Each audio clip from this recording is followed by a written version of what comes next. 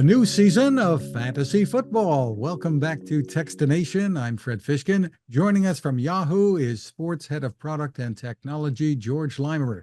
Hi, George. Hey Fred, thanks for having me. Well, great to see you. Yahoo is unveiling a new design for its fantasy app for 2024. Give us the overview here.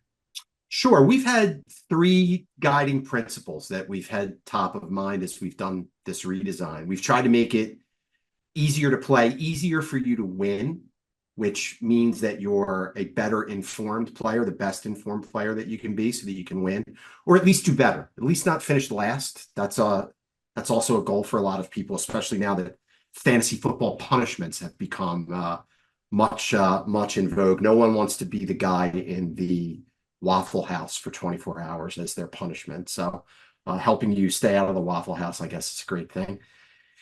And also to have a thread of fun and delight and personality through the product and let your personality show a bit. So those are the three things we thought about as we did this. Well, how popular is fantasy football today? Oh, it's very popular. There are a number of different organizations that purport to say how many people in the United States are playing fantasy football. The numbers you hear are anywhere from 30 to 50 million people. It's a lot of people, regardless of what number is the actual right number. And it's really come to dominate Sundays for a lot of people. It's the way they experience the NFL. It's the first lens through which they look at the NFL. And that's something that we're obviously very supportive of, and we're trying to, make it easier for you to do that on Sunday. Well, step us through. I mean, there are longtime players, obviously, but there are those who might be new to it, haven't tried it yet. Tell them what it is and how they play. Sure. How it works is you pick real life NFL players each week. You have a roster, and that roster has all of the skill positions. It's usually all the skill positions: quarterbacks, running backs, tight ends, wide receivers. There's normally a defense, a team defense that you pick, and a kicker. And depending on how those players do on Sunday in the real NFL games, you amass points based on their performance. And you are matched up against another person in your league. And just like real football, the person with the most points wins. And you count the record up at the end of the year, and there's playoffs, and you play against other teams in the playoffs, and there's a champion, and there's a last place person as well. So that's it's how it works. And don't people pick pretty much the same players? I mean, the really great players, everybody wants them. So how does this get divvied up? Yeah, that's a great question. There's a draft at the beginning of the year, a big part of fantasy football culture, and we're about to get into the teeth of the season. Is in August and early September, your league sits down and you have a draft. And that draft looks an awful lot like the NFL draft. So the 8 or 10 or 12 or 14 people in your league, there's a person with the number one pick, and the picks go until all the teams are filled out. So in a traditional fantasy football league, everybody has unique players. And across leagues, from league to league, the top players are usually the top players. It's usually a quarterback, or depending on the league, maybe a wide receiver or running back. But within the league, everyone has a unique team.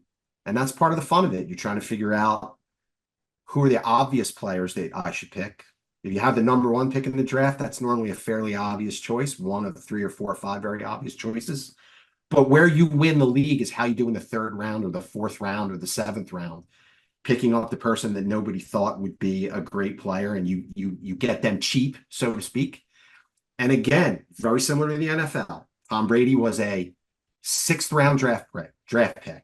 Nobody thought Tom Brady would be Tom Brady. Brock Purdy was the last pick in the NFL draft, and arguably one of the top 5 quarterbacks in the NFL, right? So same thing in fantasy football.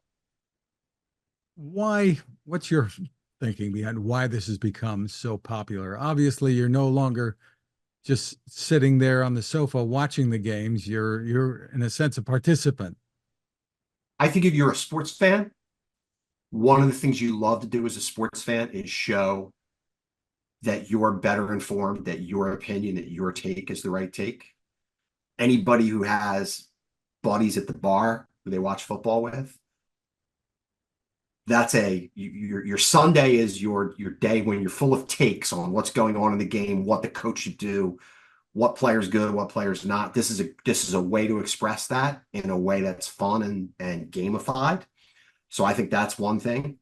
I think one of the great things about the NFL vis-a-vis fantasy is that there's a weekly cycle that is a rhythm and a cadence that is very well known.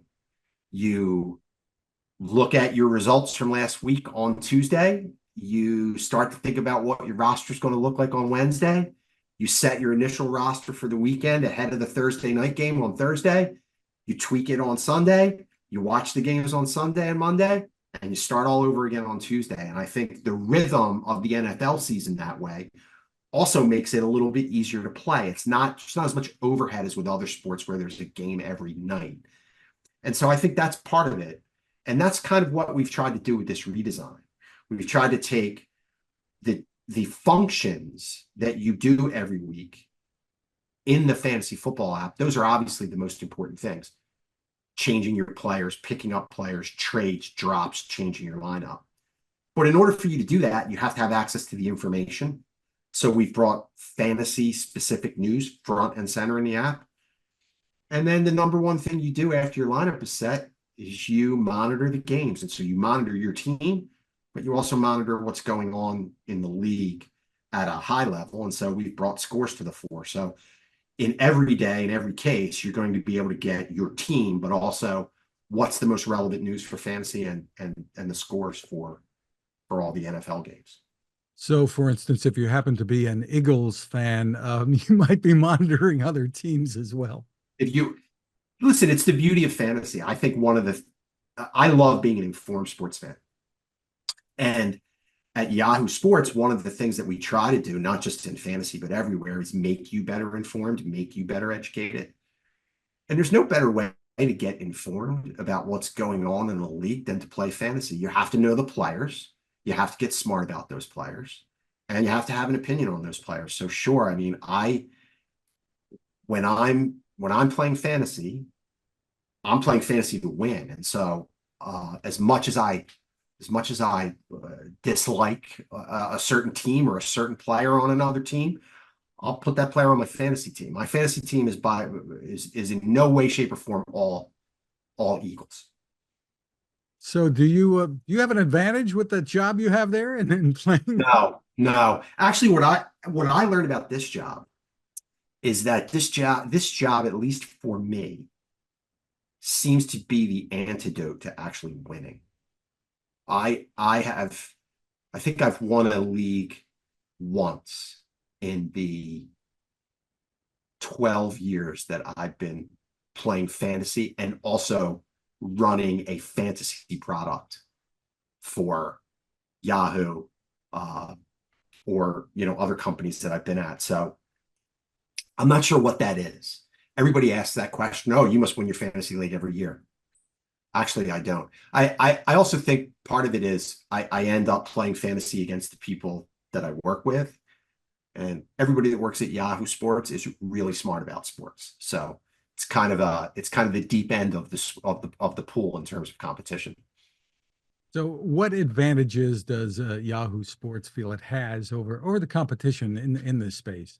Because I guess the leagues are competitive, right? I think the leagues are competitive. I think our single biggest differentiator is we have such great content and such great people writing that content around fantasy. And we produce a lot of it. We produce it in all of the modalities: written, video, podcast. There's something every day. There's some bit of inside information every day that we make available. And again, part of the redesign was to bring that up to the fore.